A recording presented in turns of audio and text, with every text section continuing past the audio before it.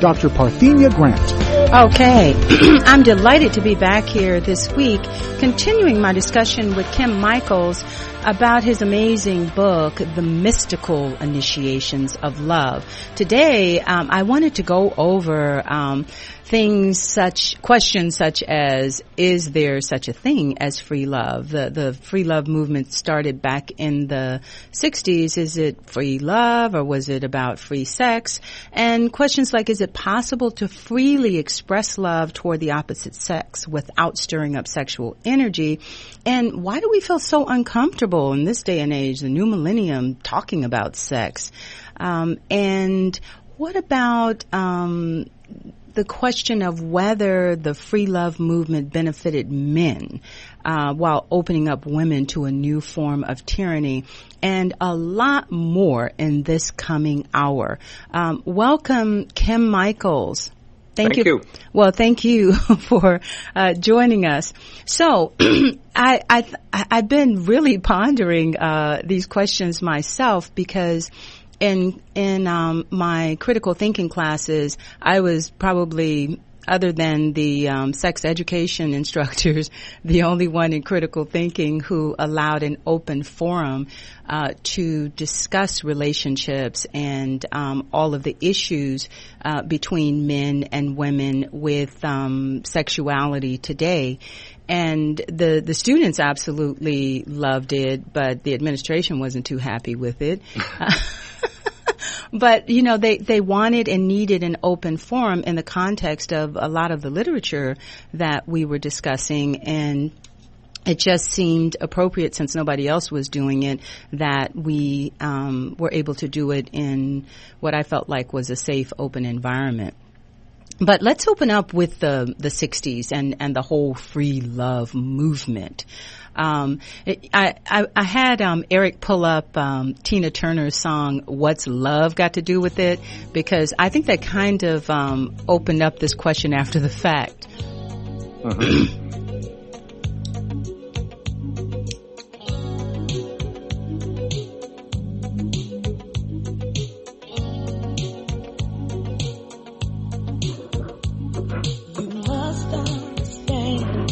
Touch of your hand makes my pulse react. And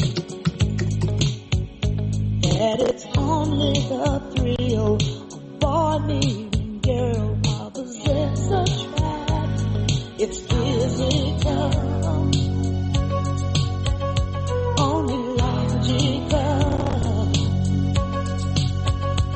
You must try to ignore that it means more than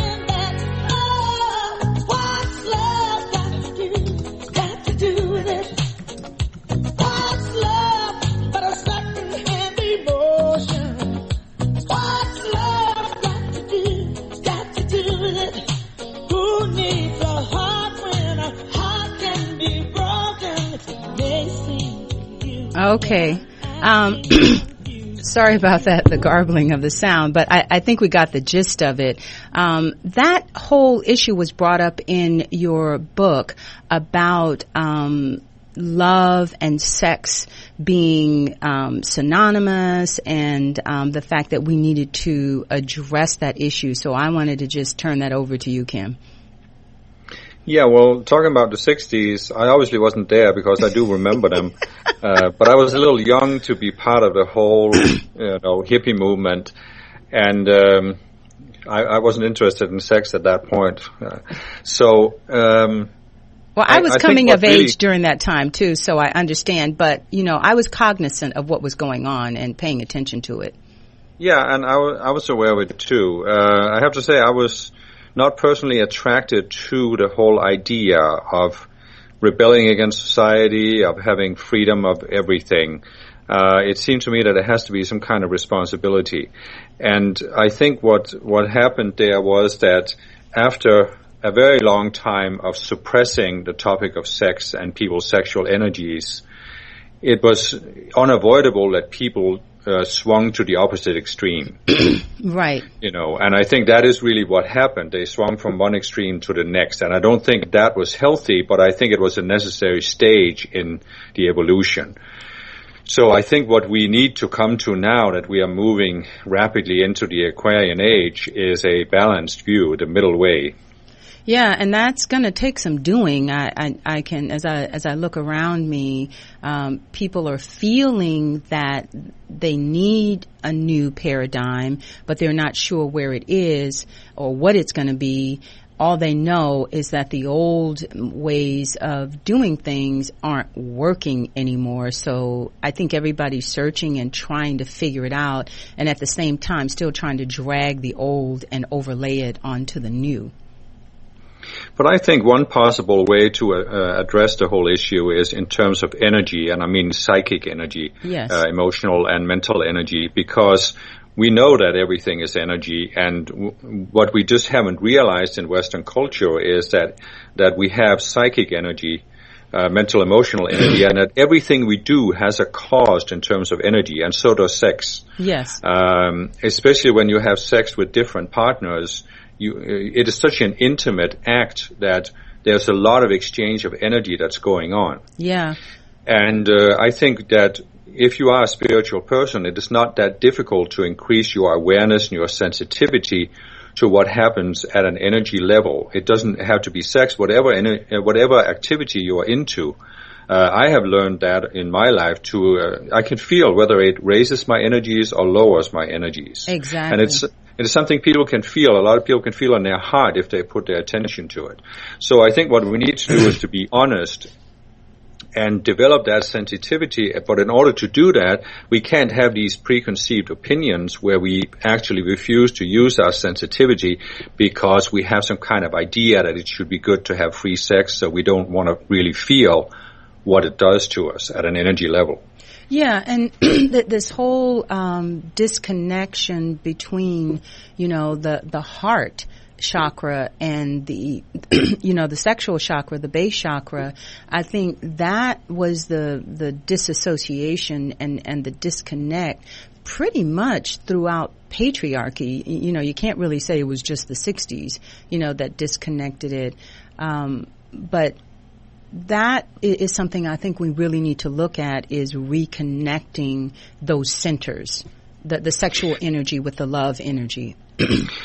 Yeah, that's definitely true, because we do have in all countries, I think, but especially in the United States, which is still very much a Christian nation and also affected somewhat of the kind of black and white thinking that goes all the way back to the Old Testament.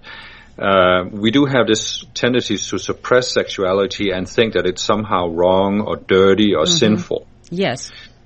And yet that's how we all got here. And I find it really ironic that we're in the new millennium, and that appears, it's really crazy because it appears to be taboo to really talk about it.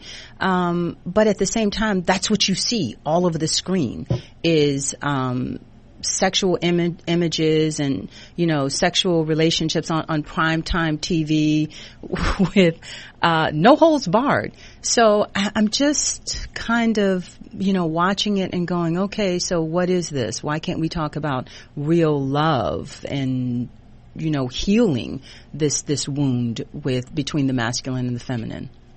Yeah, that's a good point. It's like saying you have a civilization where you can't talk about the sky. Yeah. It's there whenever you're outside, but you can't talk about it. It's a non-issue. But I think from a spiritual perspective, you realize that the sexual energy is actually your creative energy. Mm-hmm.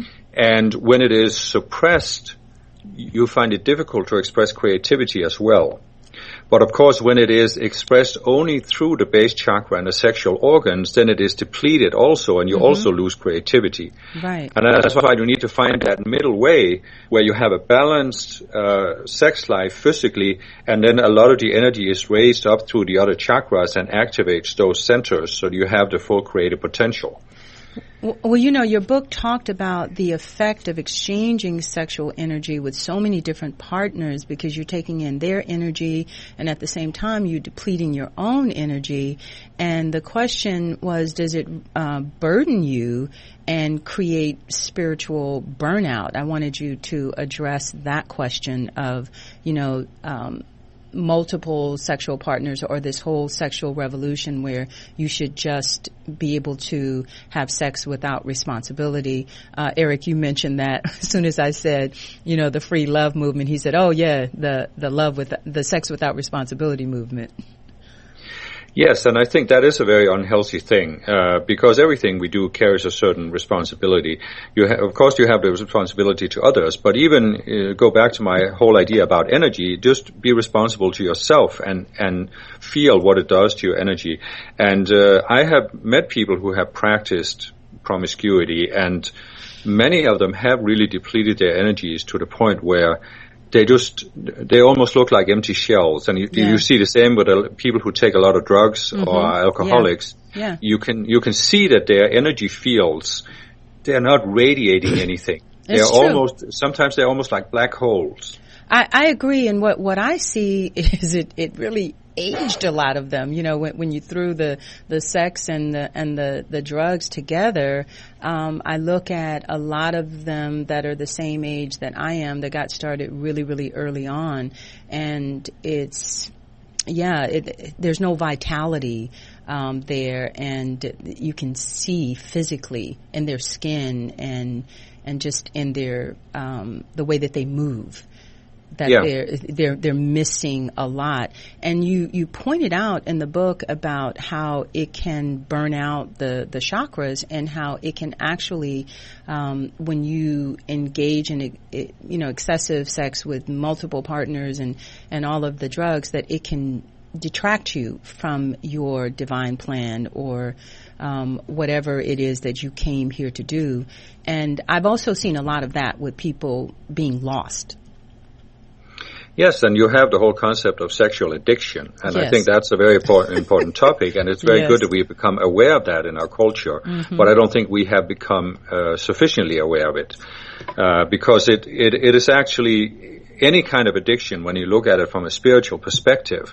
It can also be understood in terms of energy, but you need to add the fact that there are certain dark forces that want to steal energy from human beings, because that's the only way they can survive. Yeah. And they do this to any kind of addiction. They simply suck out the energy from your chakras and your subconscious mind. Well, and also through the perversion of the sexual energy, I think that's a huge way that energy is depleted, is by perverting something that was meant to be really beautiful and spiritual, and to bring harmony and true intimacy between the couple. Well, and that's an excellent point, because if you have whatever you want to call it, a love-based or a balanced sexual experience, then it should satisfy you for a time. Yes. You know what I mean? You should have a peak experience. It should be such a high experience that you really have no need for sexual activity for some time. And if you don't feel that way, and anybody who's sex addicted, they don't feel that way, because it's never enough when there's an addiction. I think that could be one of the definitions of addictions, is it's never enough. I would have to go along with that. So when we come back after commercial break, we'll go a little deeper into the whole sexual revolution and where it brought us, and how we can come out of it safely on the other end. You're listening to Divine Love Talk on CRN. I'm your host, Dr. Parthenia Grant, talking to my co-host, Kim Michaels, about his amazing new book, The Mystical Initiations of Love.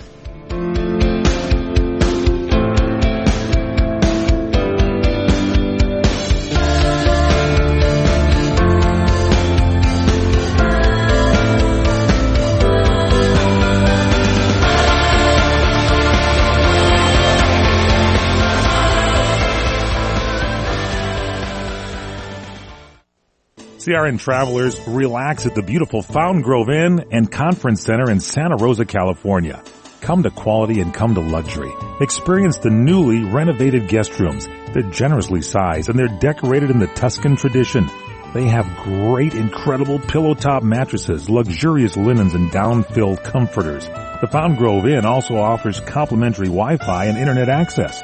There's warm cookies and coffee every evening in the hotel lobby, And you can visit the newly remodeled Equus Restaurant and Equus Lounge with its new wine bar. It's the ideal place to relax and enjoy a glass of wine and watch our What's Cooking on Wine show on CRN with host Larry Van Alst on Wednesdays. It's the Fountain Grove Inn, Hotel, and Conference Center located in the heart of Sonoma wine country. It's easily located in Santa Rosa off the 101 Fountain Grove Parkway exit. Call 707-578-6101. That's 707-578-6101 or visit fountaingroveinn.com. What are you going to do with your old car? You can try selling it, you could junk it, or you could donate it to Heritage for the Blind. Your car will be towed away for free, and your donation is tax deductible. Just call 1-800-785-9618. Heritage for the Blind accepts cars, vans, trucks, and boats. It doesn't matter if your vehicle runs or not. It will be towed away for free, and you'll be supporting those that need help. Heritage for the Blind is a nonprofit organization that helps the visually impaired live fuller lives. Call right now to donate your car, and as a special thank you for calling, you'll receive a free 3-day vacation voucher to many exciting locations. Call Heritage for the Blind right now, 1-800-785-9618. Donating is easy, and your vehicle is towed away for free. Plus, you'll get a free vacation voucher. Call now, 1-800-785-9618. That's 1-800-785-9618. You're experiencing pain, back pain, shoulder, elbow, or hand pain, pain from a sports injury. If so, schedule a visit with Dr. Michael Sheps, the leading expert in laser therapy for pain management. Call 310-873-4422 or go to drsheps.com. Experience Epic T, the breakthrough laser therapy system that Dr. Sheps developed to make you pain-free in less time. Laser therapy is a non-invasive, safe, and effective in-office procedure that penetrates deep into your skin without damaging the tissue. It perfectly targets areas of pain to promote fast, natural healing. Relax your muscles, ease muscle spasms, joint stiffness, and arthritis pain while increasing blood circulation. For over 25 years, Dr. Sheps has helped Olympic athletes and sports enthusiasts alike get back in the game. Schedule your visit with Dr. Sheps at his Brentwood office in California. Call 310-873-4422 or visit drsheps.com. That's DRSHEPS.com, 310-873-4422. Okay, we're back with more of Divine Love Talk with my co-host, Kim Michaels. We're talking about his new book, The Mystical Initiations of Love. Kim, we were talking about sex addiction and the question of why have men not been able to control their sex drive has come up, and it often came up in discussions in class where men, even young men today, still blame women for being raped, for being sexy or being desirable, and it's their fault if they get attacked. Yeah, well, I think a lot of that has to do with what you were talking about earlier, that we are so bombarded with it in advertising. But I also think that it has something to do with the attitude that you're supposed to have sex or you're supposed to want it, and it's just sort of in the culture. As a young man, you feel abnormal if you don't want to jump into bed with every woman that comes by, and I think that's very unhealthy. Well, I certainly have seen the after effects of it with so many of the students who have come to me who have submitted to unwanted sexual advances out of feeling pressured. And then, of course, there's the whole, fine line between date rape where, one part, usually the woman is saying, no, really, I'm not, ready for this. And then it's like, well, you're here, why did you come over? Why are we, alone together in this moment if it wasn't for that? So there is still that. If we're together, why aren't we having sex? Exactly. Attitude. And that, I think, is a very important topic because you brought this up several times that, of course, but this is something men are not aware of because we're not brought up to be aware of it. that women don't like to be treated as sexual objects, but men are almost programmed to treat women that way, or at least it happens because they are programmed to feel they should have sex all the time. Exactly. And, that disparity, as I look at, okay, we're in the Aquarian age and we're supposed to be, moving towards more equanimity between the sexes. And, the question that was posed in the book was, is it really possible for men and women to freely express love towards the opposite sex without stirring up that sexual energy? And it's very, very difficult to be friends with a man who is attracted to you. And and if you're a woman, there are very few men who aren't attracted to you. Well, at least if you get close enough to them. That's true. So, but that has something to do again with that dynamic. I think that men feel like, they're almost abnormal. But I also think a lot of men just don't even think about this, that their sex drive has simply gotten out of control because they are so overstimulated. And then they have this attitude that why should they restrain it? Yes. Well, and even, like within the spiritual movement, like one of my friends that, male friends that I've been friends with, for years, and, we go back and forth with his attraction to me and the fact that we're just gonna be friends and, get over it. And he said, okay, I've gotten over it, but I'm a man, and how can you expect me, to be around, an attractive woman and not, at least acknowledge that I'm attracted to you? So it is what you said, that there's sort of this pressure of, well, my manhood is on the line, if I don't act this way.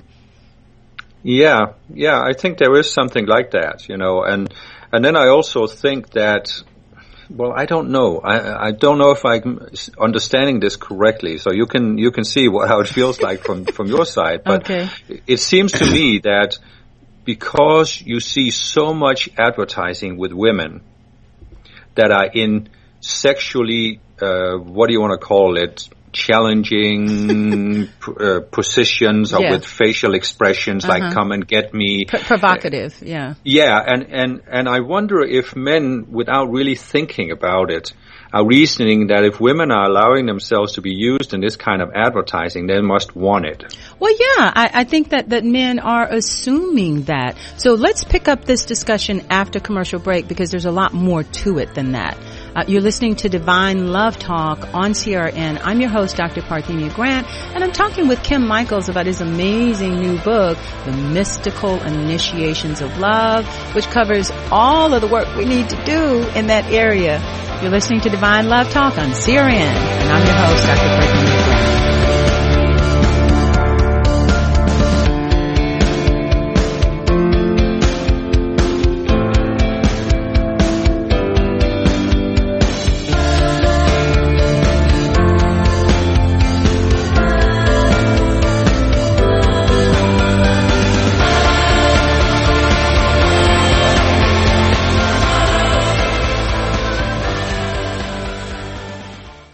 Experience a luxury boutique hotel escape in the heart of Laguna Beach, California, with the finest art galleries, shopping, dining, and nightlife just steps from your door.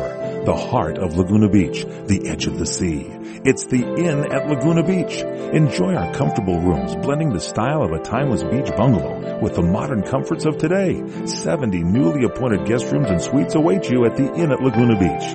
Then, relax at the rooftop bar, where you'll indulge in breathtaking views of the ocean. For dining, you'll find libations and local cuisine on the California coastline, including dining at the legendary Las Brisas, a Southern California landmark.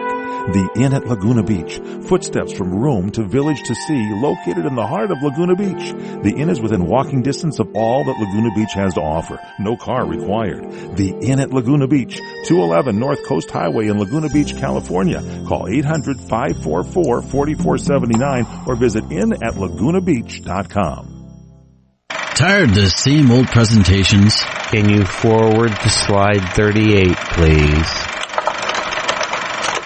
Are you looking for a new, out-of-the-box topic for your next event? Want your group to leave inspired, informed, and satisfied? No PowerPoint presentations and dim lights here. No snoring or snoozing goes on during Pat's presentations. To help your entire group, organization, business, or church stay safe during any healthcare or hospital experience, invite Pat to speak. Pick a topic from her website or request your own. Visit her website, speakupandstayalive.com, or call Pat to discuss how she can make your next event fun, enlightening, and life-saving. Want testimonials? Go to the bulletin board link at the website for color pictures and comments from real people. Again, it's speakupandstayalive.com or call 440-725-5462. That's 440-725-5462. Have you ever considered adding a home security system but thought it would be too expensive? Here's the good news. There's never been a more affordable time to help protect your home, valuables, and your loved ones. You can now get a $100 Visa card from Protect Your Home, your authorized ADT dealer, with the installation of a new ADT monitored system. Here's even better news. Your new system, worth $850, is free. You pay just a $99 installation charge and purchase monthly monitoring for less than $2 a day. Call Protect Your Home today at 1-866-669-8954. That's 1-866-669-8954. Get the peace of mind that comes with owning an ADT monitored system, plus a $100 Visa card from Protect Your Home. Call now, 1-866-669-8954. That's 1-866-669-8954. 36-month monitoring contract required. General terms and conditions apply. Visit protectyourhome.com/terms. Are you ready for this? The showroom at South Point presents one electrifying show, a tribute to one of the greatest American rock bands of all time. Begins a Chicago tribute. February 6th to the 8th. Tickets at the box office, online at southpointcasino.com, or charged by phone. 702-797-8055. Beginning a Chicago tribute at the South Point. I'm Chris Wald. Since taking Andro 400, I have dropped 45 pounds. I'm sleeping better. My knee pain went away. I've had some lower back issues, and I've noticed that went away. The radio ad says it attacks belly fat. Well, let me tell you, it did. I've lost 6 inches. So guys, if you'd like to get similar results, try Andro 400, the safe, inexpensive way to boost your testosterone. Go to andro400.com or call 866-546-1955. 866-546-1955. Okay, we're back. Continue our discussion with Kim Michaels about his book, The Mystical Initiations of Love. And Kim, you were talking about the provocative images of women on screen and advertising and how it leads to this perception on the part of men that, well, you know, that this is what you want, so I'm going to take it. And when you look at the high incidence of rape on college campuses and like gang rapes, there is this ingrained kind of mentality that you're asking for it. So I think that this really does need to be addressed on many levels and in many different forums. And it's not talked about enough. Yeah, and I'm wondering, I mean, my question is, why do women allow themselves to be used in those kind of images? Because I would think that if you had a healthy sense of self-worth, you wouldn't allow yourself to be used that way. Well, okay, so we have the advertising industry, and we also have the, they're getting paid big money to wear certain attire or to advertise a certain product. And so I'm going to play devil's advocate and say, why can't a woman dress provocatively? And provocative is different, for different cultures. But why can't she be okay with her body and not be exploited? I mean, you have like nude beaches in, southern France, and some places here in America, and it should be it should be safe. A woman should be able to be okay with her body, and that may be a part of it. Is why can't I, be okay with my body without you labeling me or exploiting me? I'm just showing the other side of it. I understand that, and it's not that I don't agree with you, but on the other hand, for me, actually, a nude woman is less provocative than some of these images you see in advertising where they're dressed a certain way, the makeup, the facial expression. You understand what I mean? Yeah, and in I a strange actually way. feel that this isn't a matter of being okay with your body in a natural way. Because this is where the body is deliberately used to provoke a reaction. And I'm not saying it isn't being done deliberately that way, and it does provoke controversy, and it does provoke reaction. So now the other end of that is, does that give men permission to then rape a woman, take advantage of her, or exploit her? Well, of course it never does. I mean, there's no question about that. And I think there's also, from a spiritual perspective, it's of course, first of all, if you're a spiritual person, you wouldn't dwell on those kind of images because you can feel that this lowers your energy. Mm-hmm. But of course, a man who isn't spiritually aware, it doesn't have that perspective. And the other thing that from a spiritual perspective, you would never generalize. Right. I mean, obviously, you are not on a date with a woman on the billboard. You are on a date with a real life person who deserves your respect and deserves to be treated like a real person. Right. Because the person on the billboard doesn't even look that way in real life because of Photoshop. Right. So, there is no reality there. And I think as a spiritual person, you should be able to see that this is all a completely artificial culture that you shouldn't allow to affect you. But I can't see how people who don't have a spiritual perspective are going to avoid being affected by it. Well, no, it's absolutely true. We're not an island. We're not alone, and we are affected by all of this.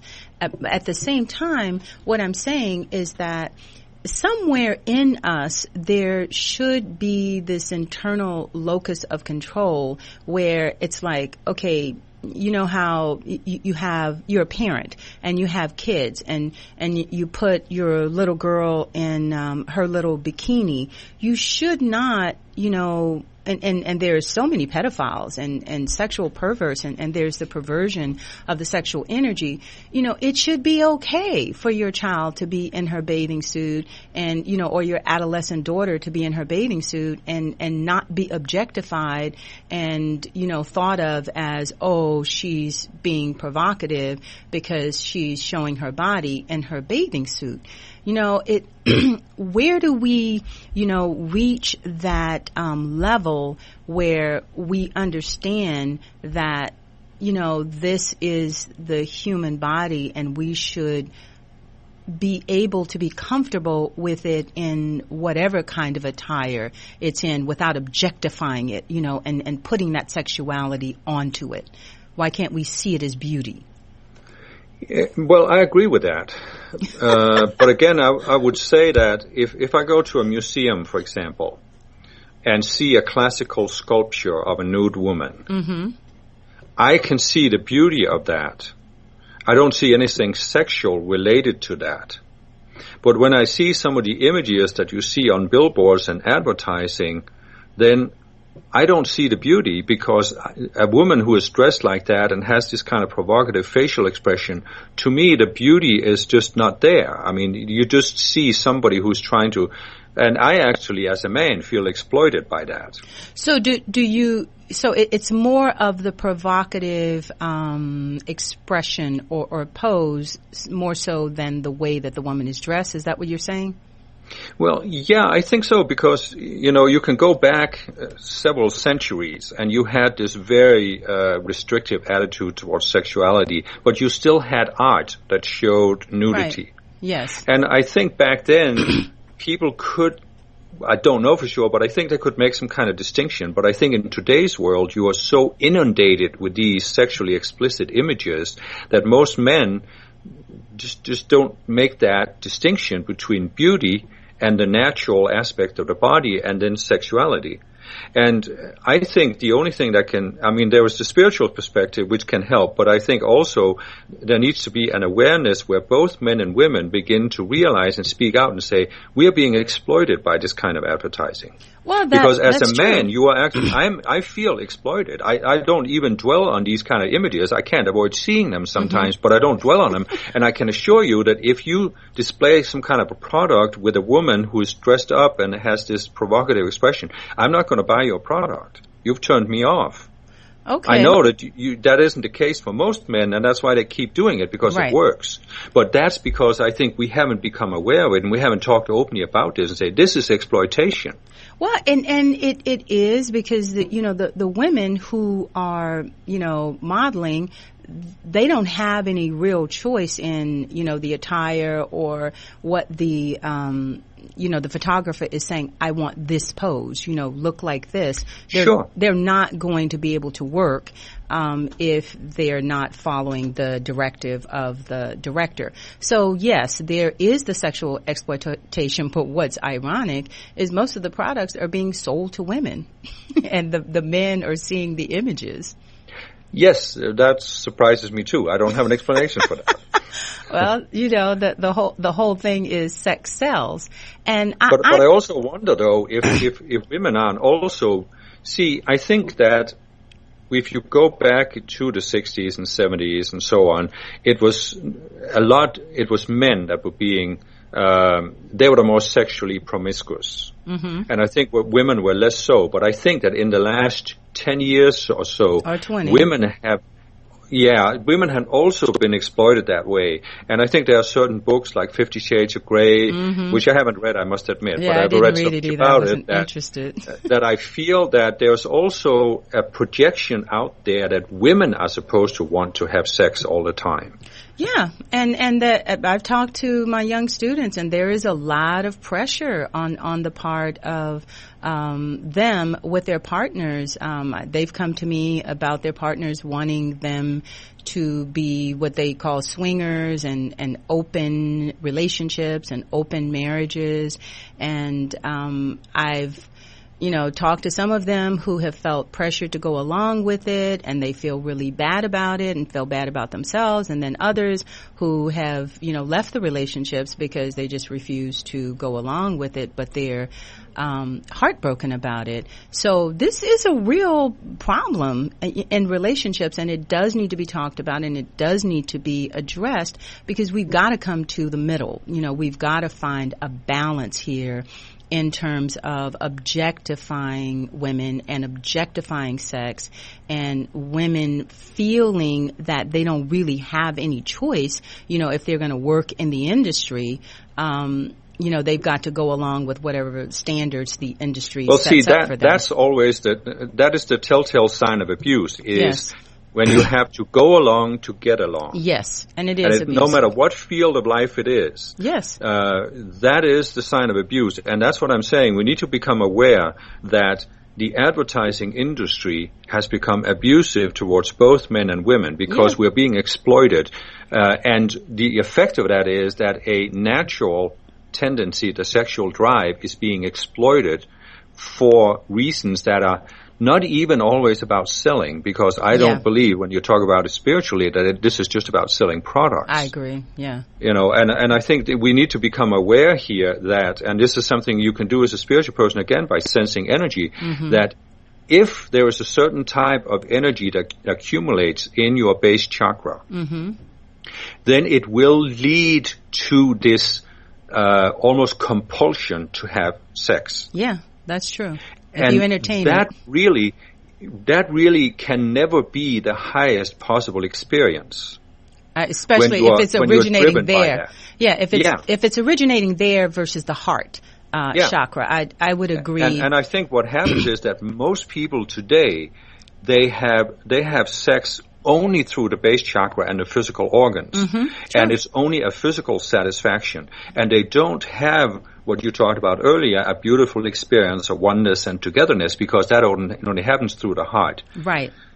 And so I really think that there's a lot of healing that needs to take place, and a lot more discussions like the one we're having right now on this show, looking at this issue, and a man and a woman looking at it from both sides of the coin, and coming up with new paradigms and new ways of relating to each other that is beyond exploitation. And so I think what hit me last night is very, very few of us have ever experienced unconditional love, because our parents were not taught, how to express that to us. And so probably the closest any of us have gotten to that is the experience of unconditional love that we feel for our pets, especially our dogs, who represent unconditional love and loyalty, or with our children, for those of us who are capable of feeling this unconditional love for our children. So ideally, I think that, maybe the yardstick or the measure for us in terms of the opposite sex is, can I love this person, or do I love this person with an open hand, the way that I love my child? Can I, is the love, with your child, the love is coming from your heart, and with the pet, it's coming from your heart. And to me, that's the true denominator of love, is those two yardsticks. That was all I could come up with in terms of trying to figure out. I know it's possible because, we are able to love our children and our pets that way. And I have been able to love my friends of the opposite sex in that way. Now, I cannot say that I've been able to have that, back with the male friends that I love in that way, because men are still struggling with that macho thing of, well, if I'm attracted to you, you've got to excuse me, for being attracted to you. Mm-hmm. Yeah, and I think that will require a lot of awareness and a lot of talking about it. But I do agree with you, what you also said earlier, that you should really be able to have a friendship with a person of the opposite sex without having sexuality interfere with that. Yes. And I think that is possible. I think I know people who have attained it, and I have also have some relationships myself where there isn't the sex is not an issue. Yes. And it's almost like you have to come to that point in the friendship where you can talk openly about it, and then you can say, okay, we've discussed that now, and we just agree to not. It's not an issue. We don't go there. Exactly. And then it's almost like it's a relief, because then you can just be friends. And we both know it's possible. It's just that a shift has to take place. And I told you, I poll my students every semester, and all of the young guys will say unequivocally, no, I cannot be friends with a woman that I am attracted to. That's just not possible. And they're like, I don't even want to be friends. Yeah. Eric is laughing. That really is a sad statement. It is. But Eric, what was your thought there? Because he was laughing. Well, wait, we can't hear you. I was going to say, I think it's a very youthful frame of mind.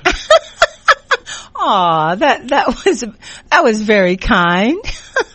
As I get older, maybe when I was younger, it was probably more difficult for me to have relationships with people of the opposite sex that I wasn't attracted to and didn't desire something more. But as I get older, I realize that, there's a lot of things that I have in common with people of the opposite sex.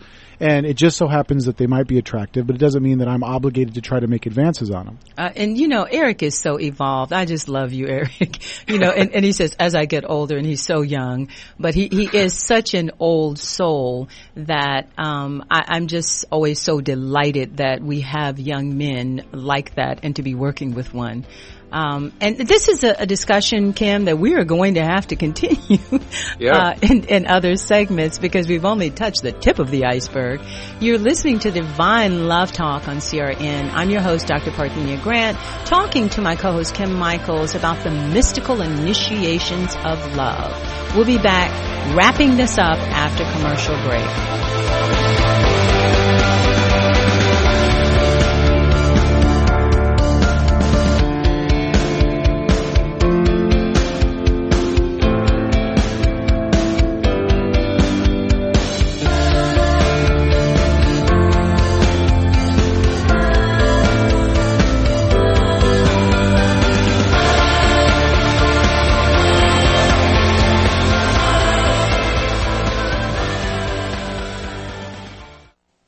CRN travelers, relax at the beautiful Fountain Grove Inn and Conference Center in Santa Rosa, California. Come to quality and come to luxury. Experience the newly renovated guest rooms. They're generously sized and they're decorated in the Tuscan tradition. They have great, incredible pillow-top mattresses, luxurious linens, and down-filled comforters. The Fountain Grove Inn also offers complimentary Wi-Fi and internet access. There's warm cookies and coffee every evening in the hotel lobby, and you can visit the newly remodeled Equus Restaurant and Equus Lounge with its new wine bar. It's the ideal place to relax and enjoy a glass of wine and watch our What's Cooking on Wine show on CRN with host Larry Van Alst on Wednesdays. It's the Fountain Grove Inn, Hotel, and Conference Center located in the heart of Sonoma wine country. It's easily located in Santa Rosa off the 101 Fountain Grove Parkway exit. Call 707-578-6101. That's 707-578-6101 or visit fountaingroveinn.com. Let me take just a moment or two, if I may, and talk about a great place to eat. That's right. For you folks anywhere in the eastern San Fernando Valley, drop into Bob's Big Boys. That's right. In Sun Valley at 8274 Sunland Boulevard. Now, everybody remembers the name Bob's. They're getting bigger and bigger every day. And little old Bob carrying the hamburger in his checkered overalls is the same Bob that you remember from back through the years. And, of course, if you want to go in for a great lunch, remember their classic burger, the original double-deck hamburger combination. Delicious 100% pure ground beef in 2 patties with American cheese, lettuce, and our famous Big Boy special sauce. The name is Bob, and I think when you go in, you'll say, by golly, I'm sure glad that I found this restaurant because it's good for breakfast, lunch, or dinner. They've got all kinds of things, and all you have to do is remember. Bob's Big Boy in Sun Valley at 8274 Sunland Boulevard. It's a great place to eat. Trying to sell your old car? Instead, donate your vehicle to Heritage for the Blind. Pickup is free, and your donation is tax deductible. Just call 1-800-785-9618. Heritage for the Blind accepts cars, vans, trucks, and boats, whether they run or not. Call right now and receive a free 3-day vacation voucher to over 50 locations. Call 1-800-785-9618. Donate your car today. That's 1-800-785-9618. Hi, this is Fred Dreyer. Join me and Michael Horn on the PM show Wednesdays at 4 p.m. Pacific, 7 p.m. Eastern, here on CRN Digital Talk. We talk about things in the sports world nobody else does. So listen in to me and Mike at 4 p.m. Pacific, 7 p.m. Eastern, right here on CRN Digital Talk. And go to crntalk.com for more information on other show times. And don't forget to take us with you by downloading the CRN app on the App Store. Okay, we're back. We're wrapping this up on Divine Love Talk with Kim Michaels and his book, The Mystical Initiations of Love. Well, Kim, that went really fast. Yes, it did. Okay. So I'm going to turn this over to you in terms of wrapping it up. Well, I think everything begins with awareness, and if you are a spiritually interested person, you need to ask yourself, what do I want to do with my energies? What do I want to do with the time I have left on this planet? Mm-hmm. And it has been said by some spiritual teachers that we are actually a slave of our attention, because wherever we focus our attention, that's where our psychic energies will go. True. And they will start pulling on us, and our attention is pulled more and more into it, and we become more and more fixated on it. And pretty soon, we have created this downward spiral that just eats up our time, our attention, and our energy. And do you want to spend the rest of your life having sex or worrying about not having enough sex, or do you want to get on with what you came here for? What's part of your divine plan?